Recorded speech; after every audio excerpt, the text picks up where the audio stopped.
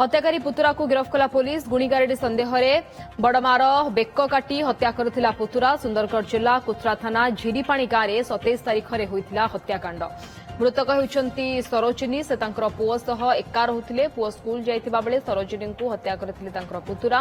पुओ स्कूल फेरी मांकर रक्त जुड़बुड़ मृतदेह देखि गां लोकों को जणाइथिले। गां लोके कुत्रा पुलिस को खबर देथिले। खबर पाई पुलिस घटनास्थल में पहुंची मृतदेह उद्धार कर तदंत आरंभ करथिला।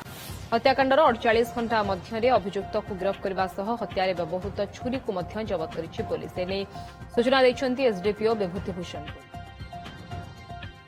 एटा तो निश्चय मते संघबद्ध भाव में आक्रमण करके एटा गोटे जघन्य गोटे हत्या करिसंती बोली मते लागुछि। जना पड़ुछि बेकरे कटा हो जाइछि, मुंडरे 2-3टा चोट आछि। मु दाबी ए रखुछि आपन गणमाध्यम साहय कि दोषी को सख्त रु सख्त सजा दि जाऊ। माने आईन अनुसार जहाँ दंड देवा कथा दंड दियो। घटनार 48 घंटा भितर अभियुक्त आनंद एका को गिरफ्त कराइला।